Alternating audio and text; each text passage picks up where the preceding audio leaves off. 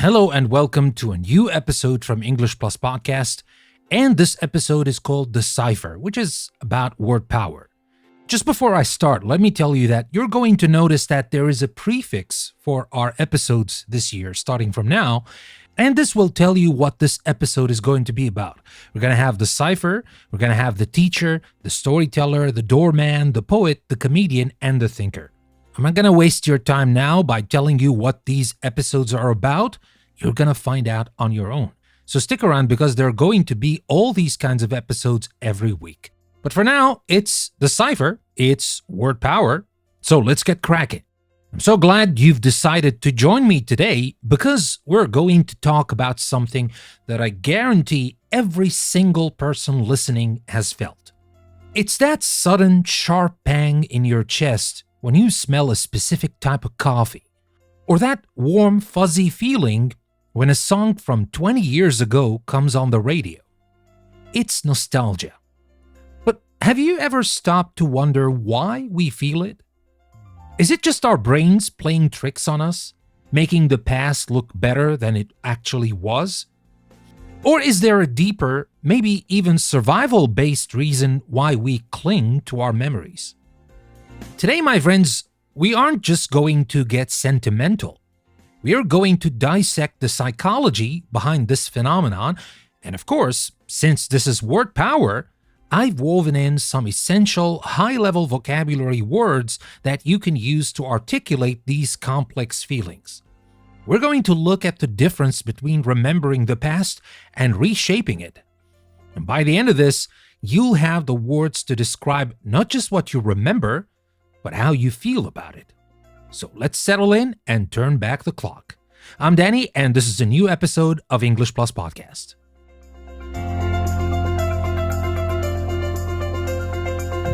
There is a strange and powerful paradox in the human experience.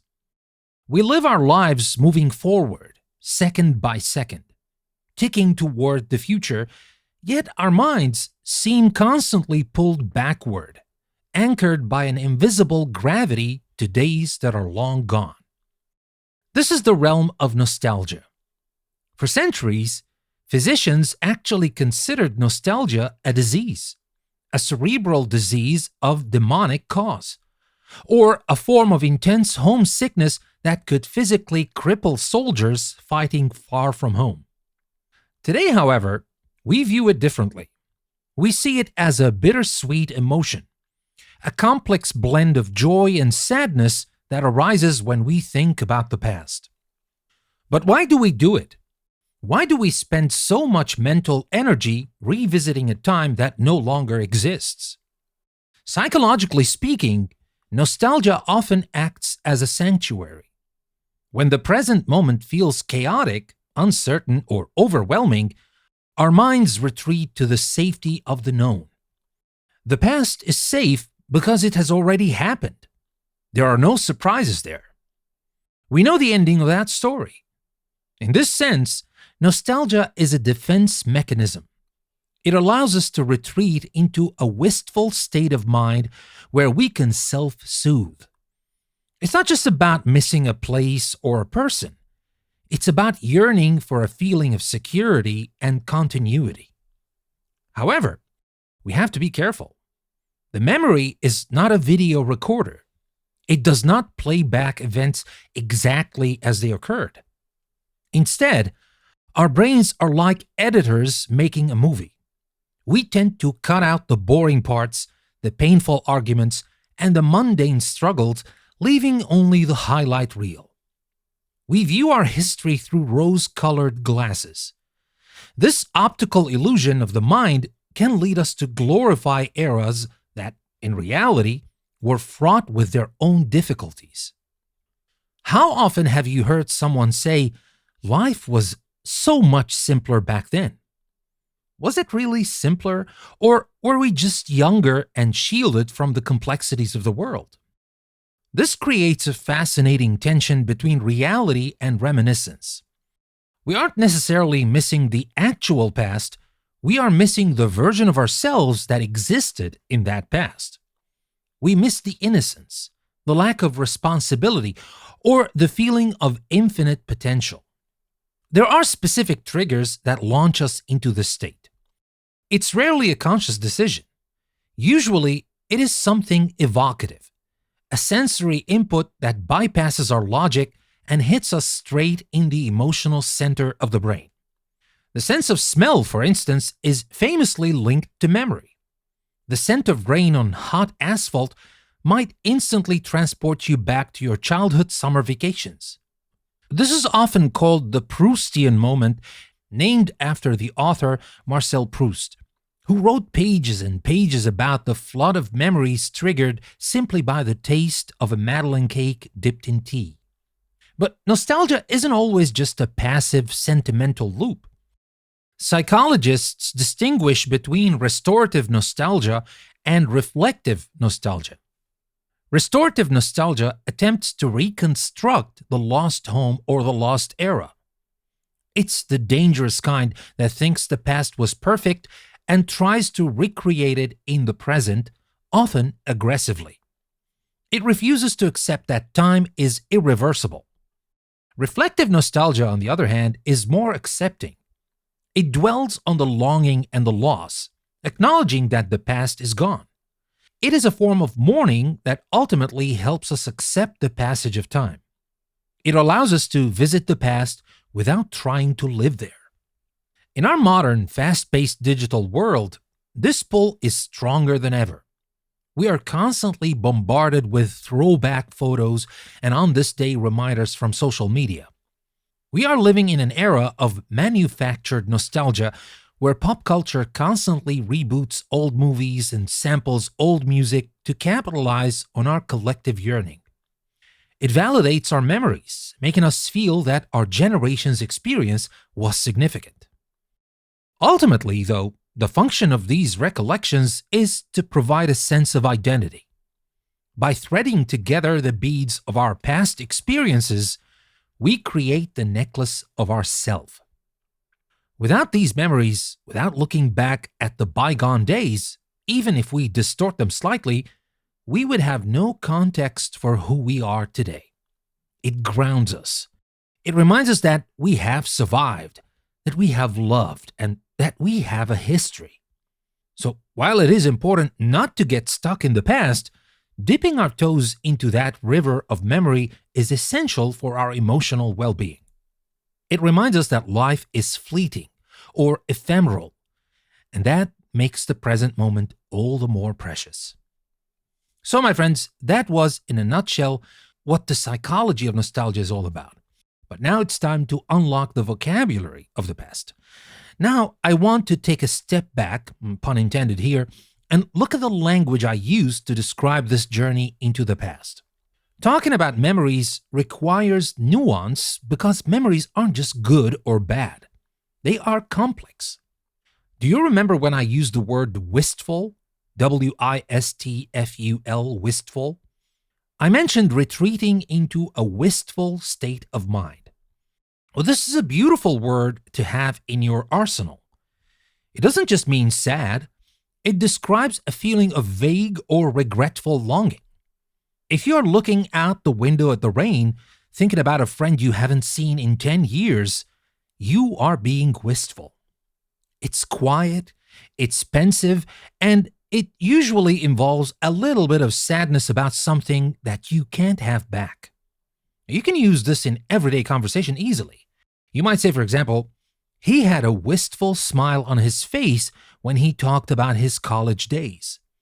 It suggests he was happy to talk about it, but sad that those days are over. So, my friends, that was about wistful. Now let's move on to another word. And this word is yearning. Y-E-A-R-N-I-N-G, yearning. Now, I said we aren't just missing a place, but yearning for a feeling of security. Yearning is much stronger than just wanting. To yearn is to have an intense feeling of loss or lack and a deep desire for something. It comes from the gut. You don't yearn for a sandwich, unless you haven't eaten in 3 days, but you do yearn for freedom, or you yearn for your homeland. It implies a deep, soulful hunger. If you are writing a story or just describing a deep ambition, use yearning to show how powerful that desire is. So that was about yearning. I also mentioned that we view history through rose-colored glasses. Well, this is an idiom, of course, but it's treated almost like a vocabulary unit in English because it's so common. If you view something through rose-colored glasses or rose-tinted glasses, you are looking at it with an overly optimistic attitude, ignoring all the flaws. It is a distortion. We do this with relationships all the time.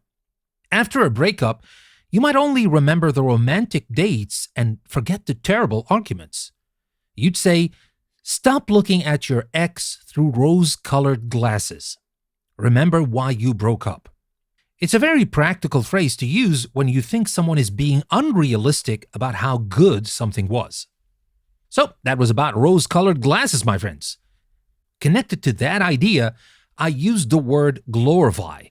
Glorify, glorify. I said we glorify eras that were actually difficult. To glorify means to represent something as being admirable or perfect, usually more than it actually is. It's about putting something on a pedestal. You see this in history books or movies that make war look heroic and exciting, ignoring the tragedy. That is glorifying war.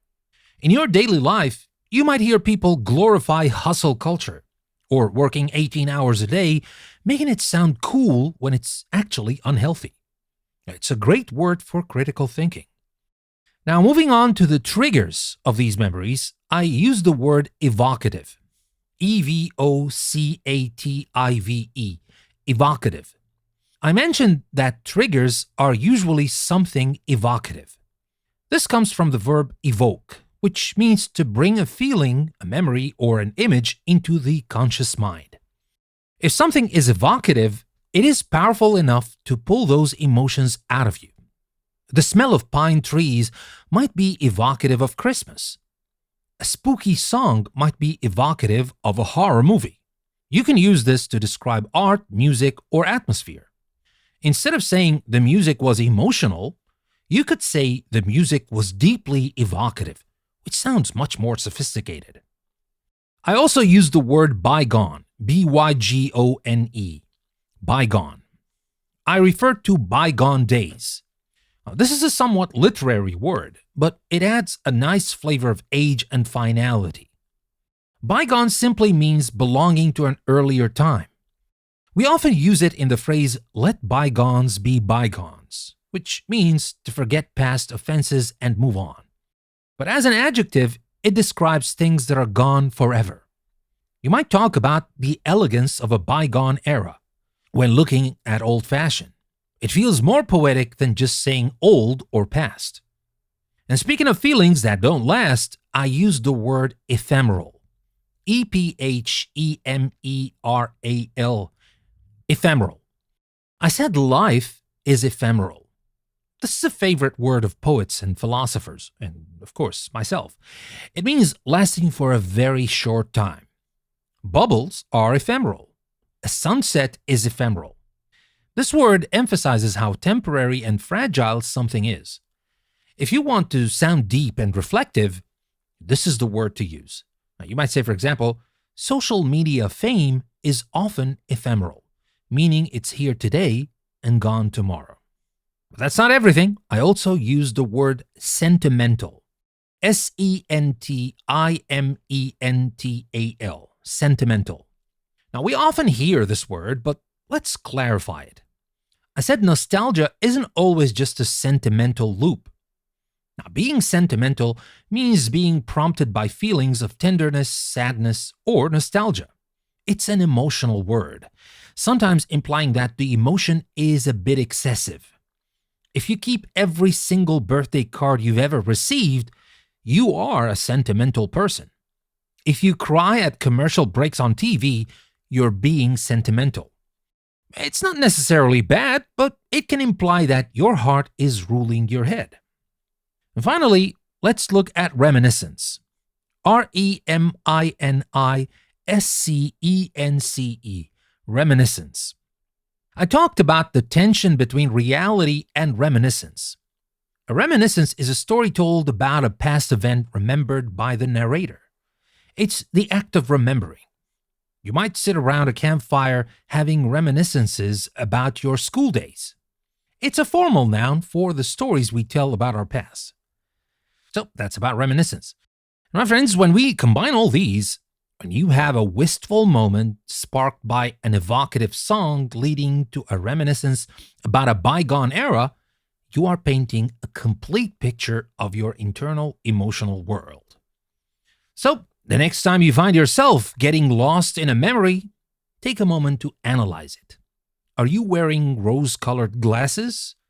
Are you yearning for something real or just a feeling of safety? Nostalgia is a beautiful human experience, and now you have the tools to talk about it with the depth it deserves. Well, that's everything for today's episode. Thank you for listening to this Word Power episode, to the Cypher episode, to be more exact. I hope you found it evocative and helpful. I'll see you in the next episode. And let me just tell you one more thing before I go. At the end of every week, my subscribers on Patreon are going to get a PDF of all these episodes of this week, which are going to be 5 episodes, and all the words and a lot of exercises to make sure these words make it to the permanent vocabulary bank you have. So if you haven't become a patron yet, now is the perfect time to take your English and knowledge to the next level. You can find the links in the description of the episode. Thank you very much for listening. I'm Danny, and this was another episode of English Plus Podcast. I'll see you again next time.